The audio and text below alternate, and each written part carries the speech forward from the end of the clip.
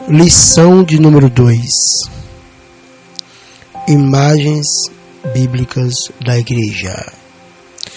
14 de janeiro de 2024. Mas vós sois a geração eleita, o sacerdócio real, a nação santa, o povo adquirido, para que anuncieis as virtudes daquele que vos chamou das trevas para a sua maravilhosa luz. 1 Pedro, capítulo 2, versículo 9. Esse é o texto áureo da nossa lição. Verdade prática. Por meio de cada imagem que retrata a Igreja, o Espírito Santo revela-nos o quão gloriosa ela é. Leitura bíblica em classe se encontra em Efésios capítulo 5, versículo 25 ao 32. 1 Pedro capítulo 2, versículos 9 e 10. Efésios capítulo 5.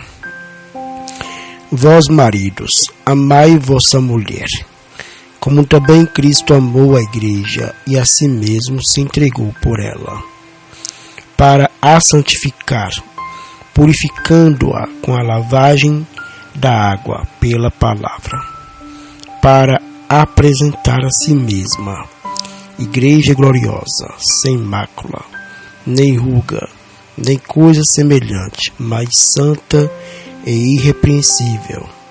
Assim também devem os maridos amar a sua própria mulher, como a seu próprio corpo. Quem ama a sua mulher, ama-se a si mesmo. Porque nunca ninguém aborreceu a sua própria carne, antes a alimenta e sustenta, como também o Senhor a Igreja, porque somos membros do seu corpo. Por isso deixará o homem seu pai e sua mãe, e se unirá à sua mulher, e serão dois numa carne. Grande é esse mistério. Digo-o, porém, a respeito de Cristo e da Igreja. 1 Pedro capítulo 2, versículo 9 e 10. Mas vós sois a geração eleita, o sacerdócio real, a nação santa, o povo adquirido, para que anuncieis as virtudes daquele que vos chamou das trevas para a sua maravilhosa luz. Vós que em outro tempo não erais povo, mas agora sois povo de Deus, que não tinhais alcançado misericórdia, mas agora alcançastes misericórdia.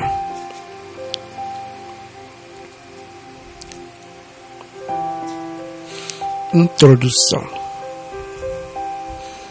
A Igreja de Jesus Cristo é retratada por uma série de imagens por meio das páginas do Novo Testamento. Cada uma delas revela um determinado aspecto da Igreja de Jesus Cristo. Assim podemos contemplar imagens ou figuras que retratam um relacionamento, que descrevem a função ou mostram de que forma a Igreja é a habitação de Deus.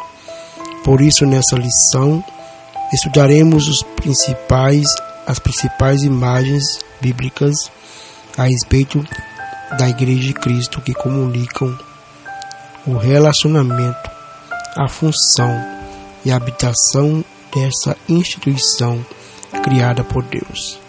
Tópico 1. Imagens que descrevem um relacionamento.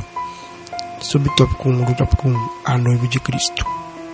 Sem dúvida alguma, a imagem da Igreja como a noiva de Cristo é uma das mais belas das Escrituras.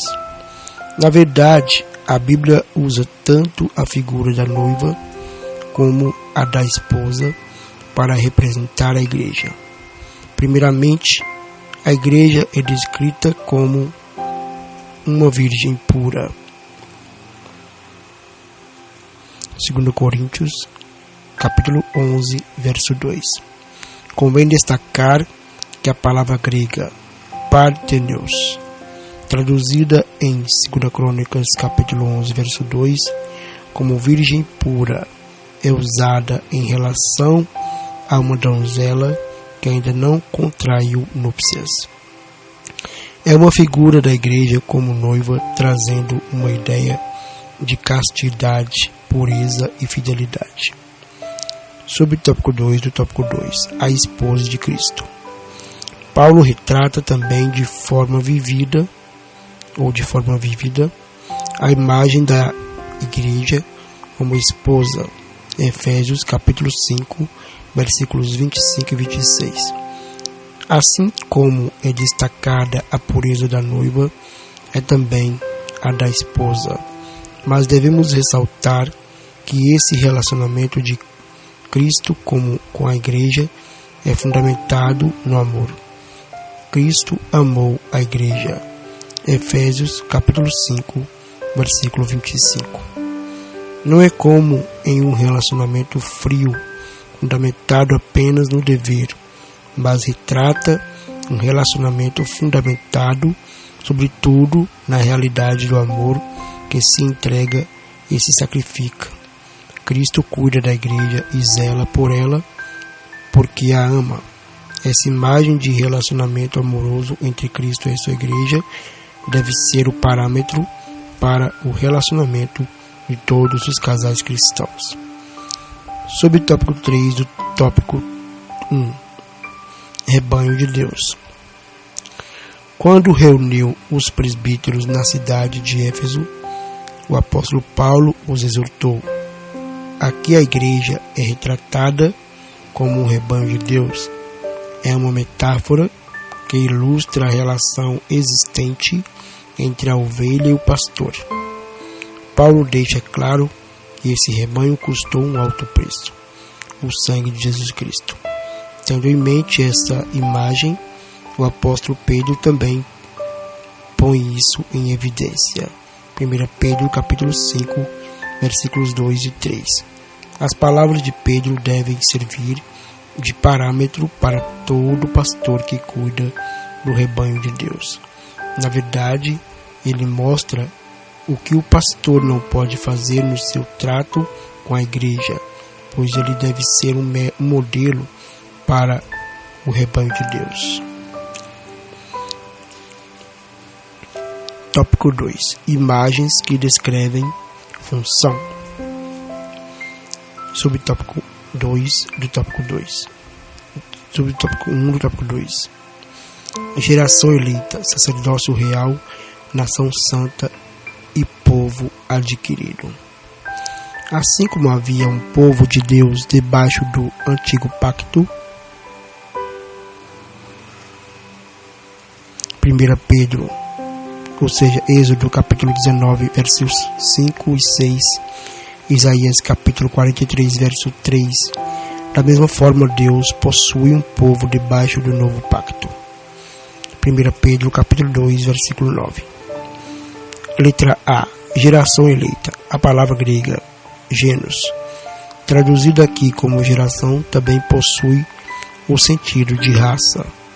O Novo Testamento mostra que em Cristo tanto judeus quanto gentios fazem parte de uma só geração ou raça por causa do que eles têm em comum.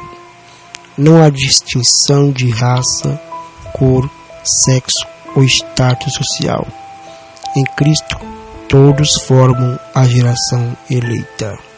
Letra B. Sacerdócio real. Em sua primeira carta, o apóstolo Pedro descreve os crentes que formam a igreja de Cristo como os que exercem um sacerdócio real. 1 Pedro capítulo 2, verso 9. Essa imagem vem do Antigo Testamento,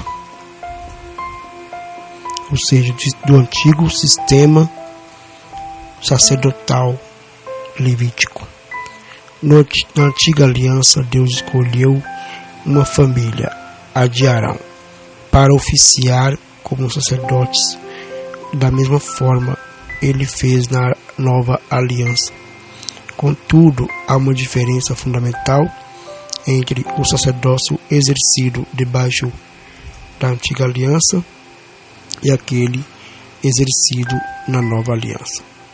Ali, essa função era reservada apenas para uma tribo, a de Levi.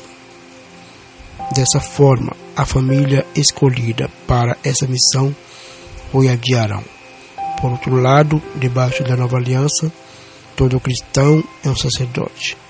Agora, todo cristão tem o privilégio de queimar o incenso, isto é, de exercer um ministério de oração e intercessão diante de Deus. Salmos 141, verso 2. Letra C. Nação santa e um povo adquirido. 1 Pedro capítulo 2, verso 9. Ambos os termos vêm adjetivados, mostrando o que essa nação e esse povo eram, representavam e deveriam ser. Não era uma nação ou um povo qualquer. Era uma nação santa e um povo adquirido para Deus. Essa é uma figura muito forte para retratar uma igreja inteiramente consagrada a Cristo. Corpo de Cristo. Subtópico 2 do tópico 2. Essa é uma das imagens mais fortes e frequentes no Novo Testamento para retratar a igreja. A igreja é o corpo de Cristo. Mais do que uma organização, a igreja é um organismo vivo. A analogia da igreja como corpo é muito significativa. Primeiramente, porque retrata a harmonia e unidade que há no corpo. No corpo humano, tudo está em seu devido lugar. 1 Coríntios, capítulo 12, verso 12. Todos os membros cooperam para o bom funcionamento do corpo. 1 Coríntios, capítulo 12, versículos 21, 22 e 25. Logo, nenhum membro faz menos parte do corpo que os demais. Todos são necessários. A variedade de órgãos, membros e funções constitui a essência da vida física. Nenhum órgão pode estabelecer um monopólio no corpo, assumir as funções dos outros. Um corpo constituído por um só órgão seria uma monstruosidade. Tópico 3. Imagens que descrevem a habitação. Subtópico 1 do tópico 3. Santuário de Deus. Muito embora seja comum identificar a igreja a partir de sua estrutura arquitetônica, não é isso que a Bíblia identifica como sendo uma igreja. Ela é o templo do Espírito Santo. 1 Coríntios capítulo 3, versículo 16. A igreja é retratada como sendo um santuário, a habitação de Deus. Individualmente, cada crente é um templo do Espírito Santo. 1 Coríntios capítulo 6, versículo 19. Mas na sua forma corporativa, a igreja é retratada como sendo o santuário de Deus. 1 Coríntios capítulo 3, versículos 16 e 17. Isso também significa que Deus habita a igreja. Ela é seu templo. Nesse aspecto, o apóstolo Paulo alerta sobre o perigo que há em se profanar o santuário de Deus. 1 Coríntios capítulo 3, versículo 17. Subtópico 2 do tópico 3, Casa de Deus. A igreja é descrita como sendo a casa de Deus. 1 Timóteo capítulo 3, verso 15. Esse conceito da igreja como sendo a casa de Deus é derivado do Antigo Testamento, em que o povo de Deus é retratado como a casa ou família de Deus. A nação de Israel floresceu a partir da família de Jacó. Isso nos faz ver a importância da igreja como uma instituição social. Na base da sociedade está a família. Uma igreja forte é formada por famílias igualmente fortes. O inverso também é verdade. Famílias fracas tornam-se igrejas fracas. Por trás de muitos problemas sociais está a desestruturação familiar. A recomendação de Paulo em 1 Timóteo revela que a igreja se orienta por um padrão moral que deve nortear seu comportamento na sociedade. Sobre o tópico 3 e o tópico 3. O privilégio de ser igreja. À luz do que estudamos nesta lição, podemos fazer algumas considerações. Primeira, a Igreja de Cristo é uma instituição formada por salvos que se relacionam com Deus e por isso eles fazem parte de seu rebanho. Segunda, a Igreja de Cristo é uma instituição formada de salvos que exercem uma função sacerdotal diante de Deus perante o mundo. E finalmente, a Igreja de Cristo é uma instituição em que Deus habita e vive. É um privilégio fazer parte da Igreja de Cristo. Conclusão. Nesta lição, aprendemos através de imagens bíblicas o que a Igreja é e que importância ela tem. São figuras que nos ajudam a compreender a Igreja tanto em seu aspecto institucional como funcional. Assim, essas imagens ajudam o crente a descobrir qual o seu lugar na Igreja, o corpo de Cristo.